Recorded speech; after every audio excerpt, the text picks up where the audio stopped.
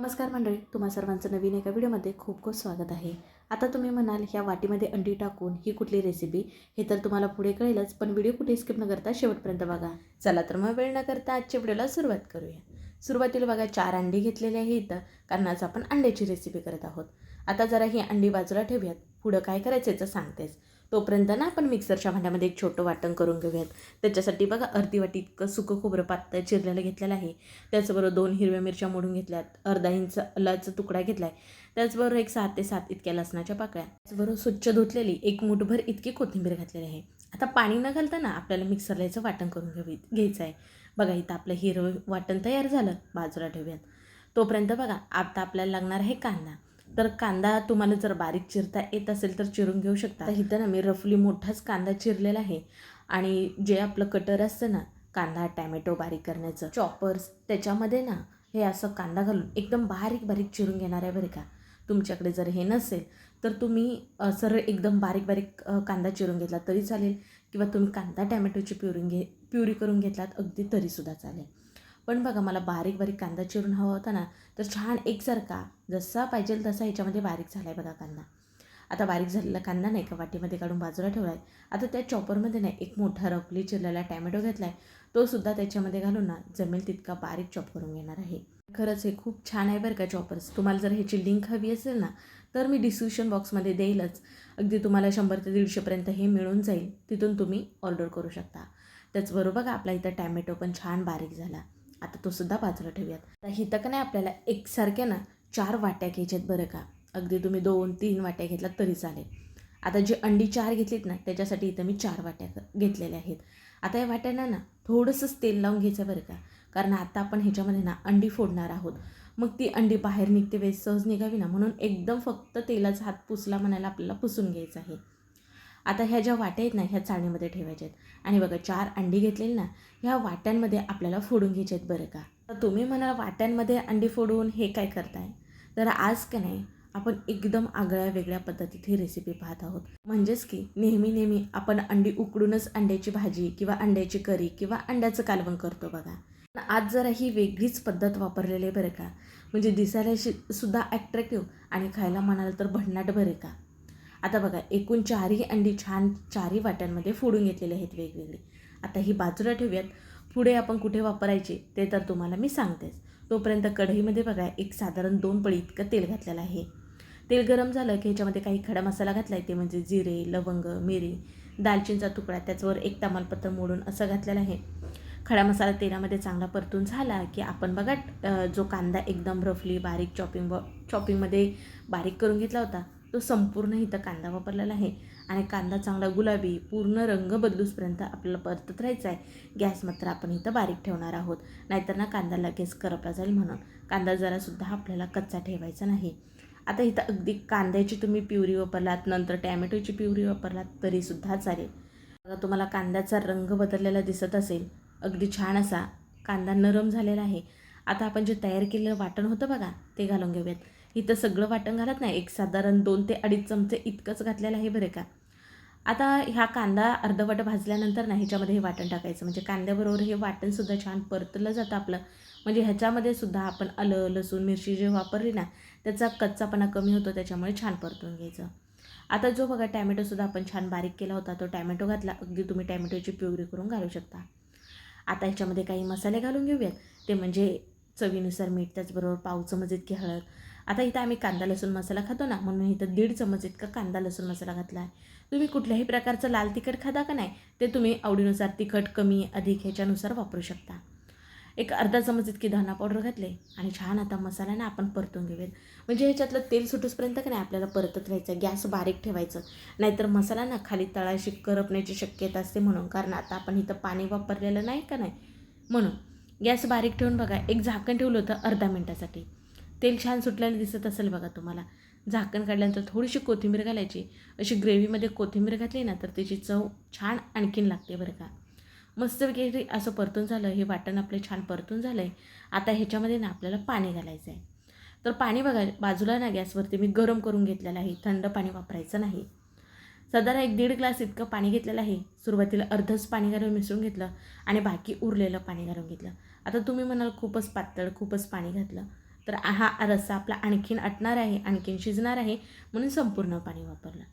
आता खाली गॅस बारीक ठेवला आहे, चाळण ठेवले आणि ज्या वाट्यांमध्ये आपण अंडी काढली होती ना, त्या वाट्या एक एक करून आपल्याला ह्या चाळणीवरती ठेवायच्या आहेत.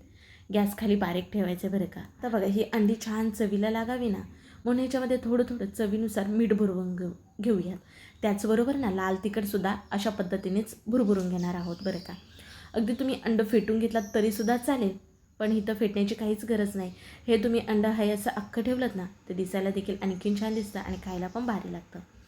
आता ह्याच्यावरती मी झाकण ठेवलं, ते बसत नाही म्हणून असं ताट ठेवलं आणि एक 5 ते 6 मिनटंच आपण ठेवणार आहोत, बाकी काहीच नाही. तोपर्यंत बघा आता इथं मी जिरा राईस करणार आहे. त्याच्यासाठी बासमती तांदूळ 1 वाटी इतका घेतलेला आहे. स्वच्छ 2 ते 3 पाण्यातनं ना हलक्या हाताने चोळून धुवायचं बरं का, जास्त दाबून चोळायचं नाही, नाहीतर हा तांदूळ तुटला जातो ना. म्हणून तुमच्याकडे जर वेळ असेल ना, तर हा तांदूळ अगदी 1 तास अर्धा तास पाण्यामध्ये भिजत ठेवायचा, म्हणजे हा जिरा राईस ना चांगला सुटसुटीत फडफडीत मोकळा होतो बरं का. आता माझ्याकडे वेळ 10 मिनटं होता म्हणून मी 10 मिनटं असंच ठेवणार आहे बरं का. आता हे बाजूला ठेवूयात आणि तोपर्यंत बघा एक 6 ते 7 मिनटानंतर मी पाहत आहे. आता ही आपली जी वरची अंडी आहेत ना, ती बघा छान प्रकारे शिजलीत. ती कसं ओळखायचं बघा, ही वाटी आहे ना अशी उचलून बघायची, जरासुद्धा मिश्रण तुम्हाला कडेला येत नाही किंवा तुम्ही ह्याच्यामध्ये सुरी टूथपेस्ट घालून बघू शकता, क्लीन आली की समजायचं ही छान प्रकारे अंडी शिजलेत. आता इथं अंडी शिजलेली आहेत, ह्या सर्व वाट्या ना खाली काढून घेऊयात. तोपर्यंत बघा रश्श्यालासुद्धा आपली छान खाली उकळी आलेली आहे आणि रस्सा शिजल्यामुळे बघा आणखीन थोडंसं आटलेला आहे, तरीसुद्धा खूप छान आलेले हे बघा. आता तुम्हाला इतपत घट्ट आवडत असेल तर करू शकता, अगदी ह्याच्यापेक्षा पातळ हवं असेल तर आणखीन थोडंसं गरम पाणी करून ह्याच्यामध्ये घातलात तरीसुद्धा चालेल. रस्सा कितपत पातळ घट्ट असावा हे तुमच्यावर अवलंबून आहे. आता बघा ह्या वाट्यानं खाली काढून घेतल्यानंतर पूर्णपणे आपल्याला थंड करून घ्यायचे आहेत.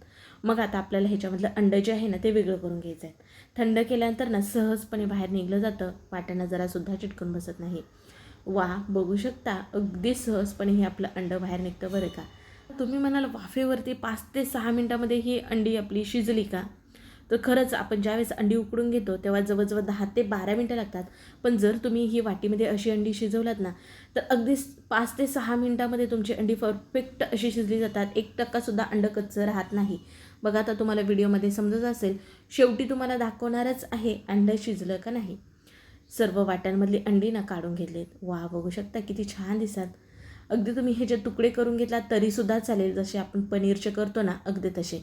बघा अंड्याचा डील आहे तो मध्ये शिजलेला तुम्हाला दिसत असेल, म्हणजेच की आपली अंडी परफेक्ट शिजतात 5 ते 6 मिनटामध्ये. इथं मी अंड्याची करी करत असल्यामुळे आपण ही वाफेवरती जी शिजवलेली अंडी आहे ना, ह्या अशा आपण करीमध्ये सोडून घेणार आहोत. जर तुम्हाला उकडलेलं असंच अंडं खायचं असेल नाश्त्यासाठी किंवा संध्याकाळच्या छोट्या मोठ्या भुकेसाठी, तुम्ही दाखवल्याप्रमाणे वाटीमध्ये अंडी फोडून घेऊ शकता. आणि कढईमध्ये आता खाली आपला रस्सा उकळत होता, तिथं तुम्हाला पाणी ठेवायचं आहे.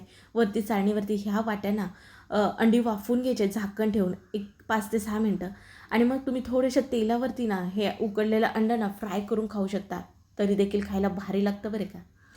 आता बघा रश्श्यामध्ये अंडी सोडून घेतली, वरून थोडीशी कसुरी मेथी भुरभुरून घेतली, त्याचबरोबर कोथिंबीरसुद्धा घातली आणि झाकण ठेवून 1 ते 3 ते 4 मिनटं मध्यम आचेवरती शिजू दिली, म्हणजे अंड्यामध्ये आतपर्यंत रस्सा जाईल आणि ह्या अंडं खायला आणखीन छान टेस्टी लागेल म्हणून.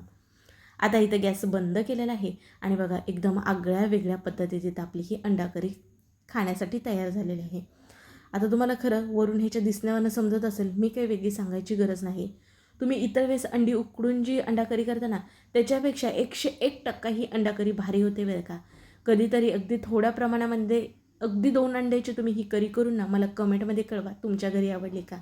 तुम्ही एकदा ही जर नवीन पद्धतीत अंड्याची करी केलात ना, तर अगदी घरातली मंडळी तुम्हाला पुन्हा कर म्हणल्याशिवाय राहणार नाहीत, एवढी मी तुम्हाला गॅरंटी देऊन सांगते. आता ह्याच्यासोबत तुम्ही चपाती भाकरी खाऊ शकता, पण इथं ना आपण जिरा राईस करणार आहोत पटकन असा. आता इथं मी कुकरमध्ये करत आहे कारण तो पटकन होईल ना म्हणून. साधारण 1-2 चमचे इतकं तेल घातलेलं आहे, अर्धा चमच इतके जिरे घातले, 2 तमालपत्रे घातले आणि 2 हिरव्या मिरच्या ना बारीक कट करून मधीतनं चिरून घेतल्या, त्या घातल्या. छान प्रकारे परतून घ्यायचं आणि जो तांदूळ बघा आपण अगोदरच पाण्यामध्ये 10 मिनटं भिजत ठेवला होता, त्याच्यातलं जमेल तितकं पाणी निथळून काढायचं आहे आणि तो तांदूळ ह्याच्यामध्ये घालायचा. बासमती तांदूळ घेतलेला आहे, छान प्रकारे तेलामध्ये परतून घ्यायचा आणि नंतर साधारण अर्धा ग्लास इतकं गरम पाणी घातलेलं आहे, थंड पाणी घालायचं नाही, म्हणजे भाताच्या वरती थोडंसंच पाणी यायला हवं इतपत पाणी घालायचं आहे. छान प्रकारे मिसळून घेतलं आता चवीनुसार मीठ घालूयात, एक अर्धा चमच इतकं. तर ह्याच्यामध्ये अर्धा लिंबाचा रस पिळून घेणार आहोत, जेणेकरून हा जिरा राईस ना खायला छान चविष्ट लागतो. थोडीशीच ना बारीक चिरलेली कोथिंबीर घातलेली आहे, सर्व मिसळून घेतलं आणि याच्यावरती झाकण ठेवून फक्त 3 शिट्ट्या काढून घ्यायच्या आहेत बरं का. झाला इथं आपला जिरा राईस तयार. अगदी बरेच जण ना साधा भात हा शिजवून घेतात आणि नंतर अशी फोडणी घालतात, म्हणजे तेल, जिरं, मिरची, खडा मसाला, कोथिंबीर. तुम्ही त्या पद्धतीत फोडणी दिलात तरीसुद्धा चालेल.